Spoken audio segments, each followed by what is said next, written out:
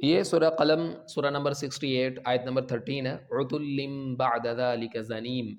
اس آیت میں لفظ زنیم، اس لفظ کا آپ دیکھ لیجئے بہت سے اردو ترجمہ کرنے والوں نے ان الفاظ کے ساتھ ترجمہ کر دیا، مثلا بد اصل، بد ذات، بے نسب وغیرہ۔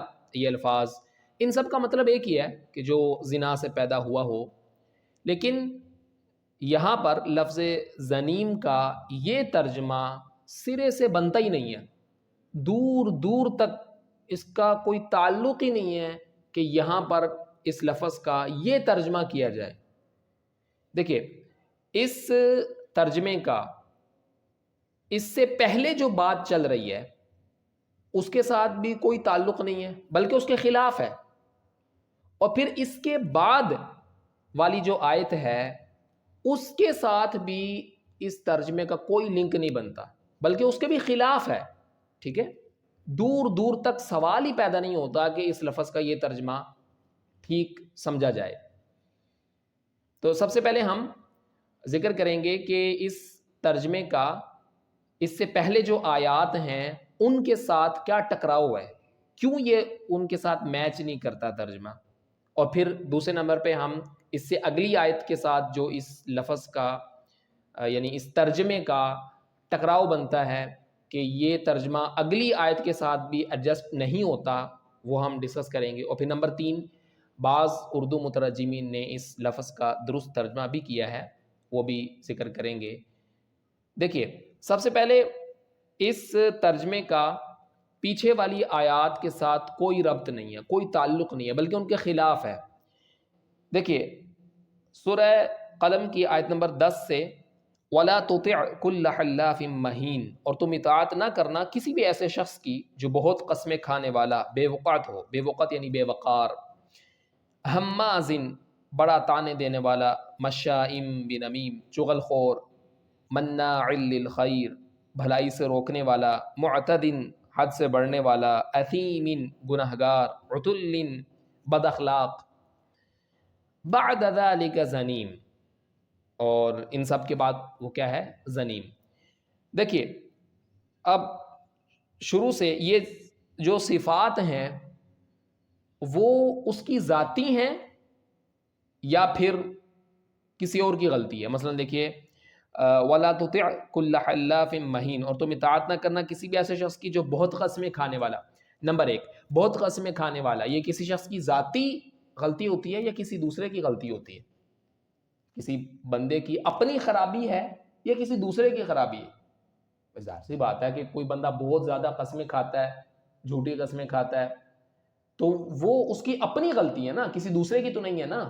ٹھیک ہے، نمبر 1۔ نمبر 2، مہین بے وقعت، بے وقار، تو کوئی شخص بے وقعت، بے وقار یعنی اپنی حرکتوں کی وجہ سے اس کی کوئی وقعت، کوئی اہمیت، کوئی حیثیت نہیں ہے، تو یہ اس کی اپنی غلطی ہے نا، کسی دوسرے کی تو نہیں ہے نا، اس کی اپنی غلطی ہے۔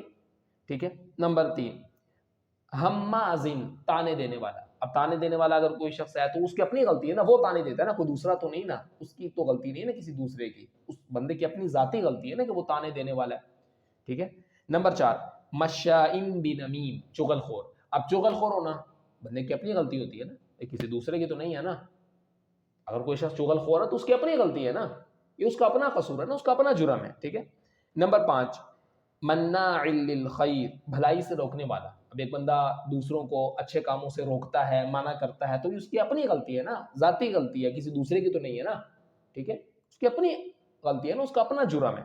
نمبر 6، معتدن حد سے بڑھنے والا، لوگوں پر ظلم زیادتی کرنے میں حد سے بڑھنے والا ہے۔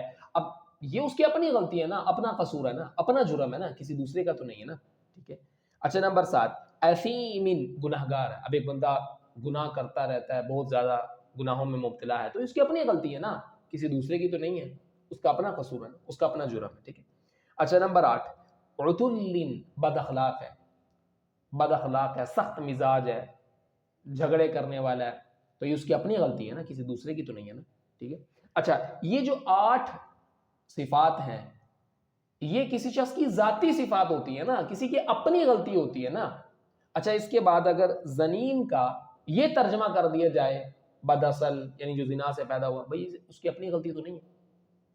اچھا پیچھے جو 8 صفات ہیں وہ کسی شخص کی ذاتی غلطیاں ہوتی ہیں، یعنی اس کی اپنی کوتاہیاں، اس کا اپنا جرم، لیکن یہ جو 9ویں صفت ہے ذنیم، اگر اس کا یہ ترجمہ مان لیا جائے کہ بد اصل، بے نسب، جو زنا سے پیدا ہو، تو بھائی یہ کسی کی ذاتی غلطی تو نہیں ہوتی، ٹھیک ہے؟ ایک بندہ بہت زیادہ قسمیں کھاتا ہے، اس کا اپنا ذاتی جرم ہے، وہ خود مجرم ہے، ٹھیک ہے، اس کا اپنا قصور ہے۔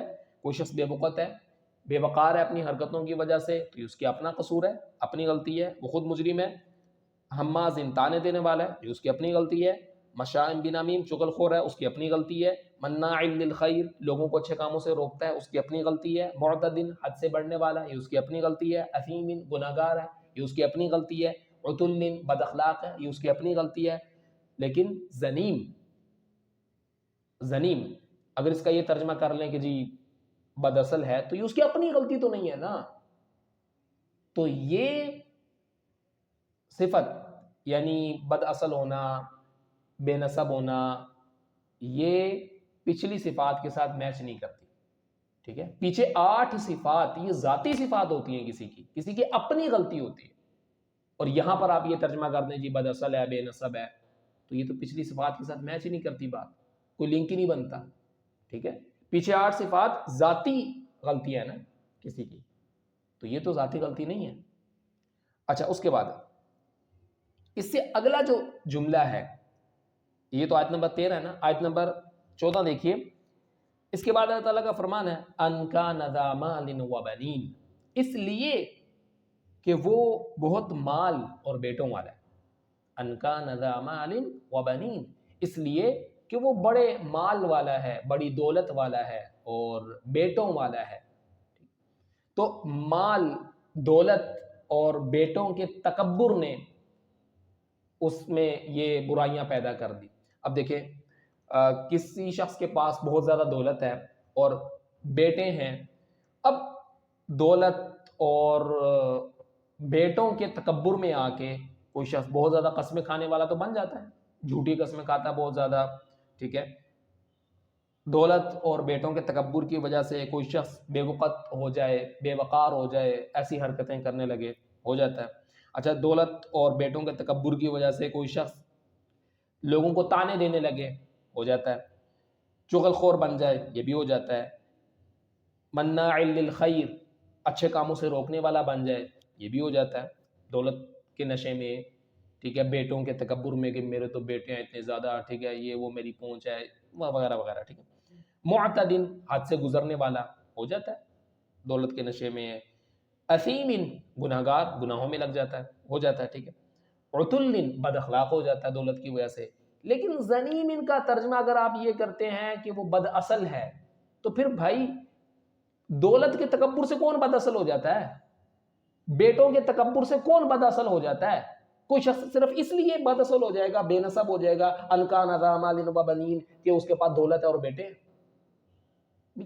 کیا اس بات کو کچھ سینس بنتی ہے؟ کتوں کو بنتا ہے اس بات کا کہ جی ایک بندہ وہ اس لیے بد اصل ہے، اس لیے وہ بے نسب ہے، وہ زنا سے اس لیے پیدا ہوا کیونکہ جی وہ دولت والا ہے اور بیٹوں والا ہے، یعنی اس کے پیدا ہونے سے پہلے ہی وہ دولت والا بھی تھا اور بیٹوں والا بھی تھا، بس کیا اس کا کوئی تک بنتا ہے اس کا، یعنی کچھ جوڑ بنتا ہے اس کا؟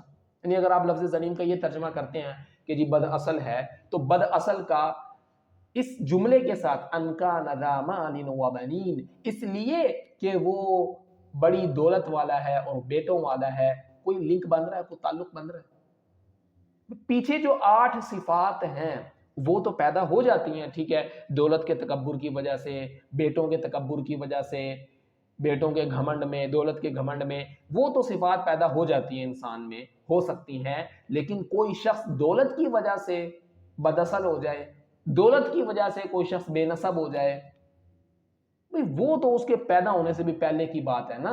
بھی اگر کوئی شخص زنا سے پیدا ہوا تو وہ تو اس میں اس کا کیا قصور ہے؟ وہ تو اس کے پیدا ہونے سے پہلے کی بات ہے، ٹھیک ہے؟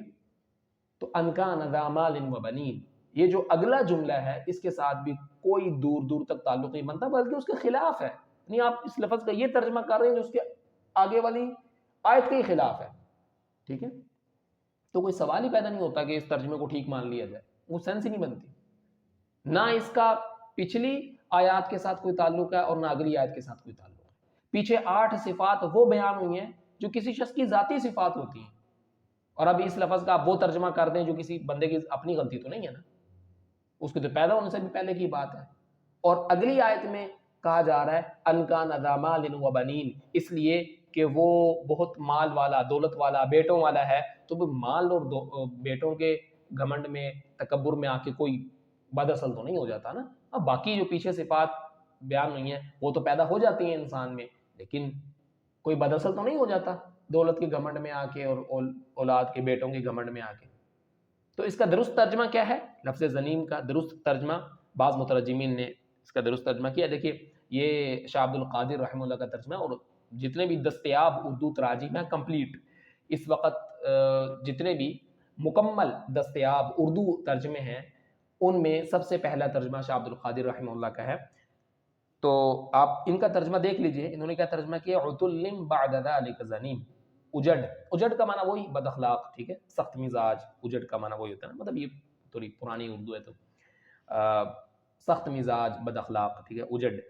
اس سب کے پیچھے، یعنی اس سب کے بعد، وہ پیچھے یعنی بعد، اس کا مطلب ہے پرانی اردو ہے نا تھوڑی، اس وجہ سے اس سب کے پیچھے یعنی اس سب کے بعد زنیم، بدنام ہے، بدنام۔ تو انہوں نے لفظ زنیم کا کیا ترجمہ کیا؟ بدنام، یہ درست ترجمہ ہے، ٹھیک ہے، یعنی اپنی حرکتوں کی وجہ سے، برائیوں کی وجہ سے بہت زیادہ بدنام ہو چکے ہیں، ٹھیک ہے۔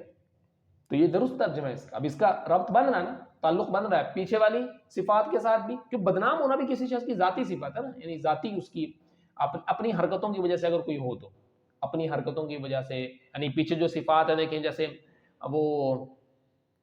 وہ حلافن، جھوٹی قسمیں کھانے والا بہت زیادہ، حمازن، تانے دینے والا ہے، مشائم بنمیم، چغل خور ہے، مطلب یہ جو پیچھے صفات بیان ہوئی ہیں تو ان صفات میں بہت بدنام ہے، بہت بدنام ہے ان صفات میں، تو یہ اس کی اپنی غلطی ہے نا، ٹھیک ہے۔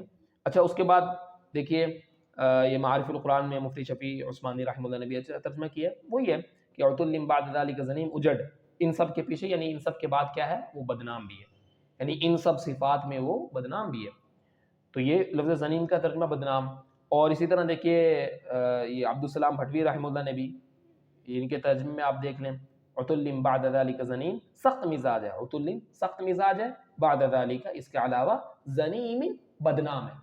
تو بعض تراجم میں آپ کو یہ ملتا ہے لفظ زنیم کا ترجمہ بدنام، بدنام۔ یہ جو پیچھے جرم گنوائے ہیں، یہ جو پیچھے صفات گنوائی ہیں، تو ان صفات میں، ان جرائم میں، ان گناہوں میں وہ بدنام ہے، ٹھیک ہے۔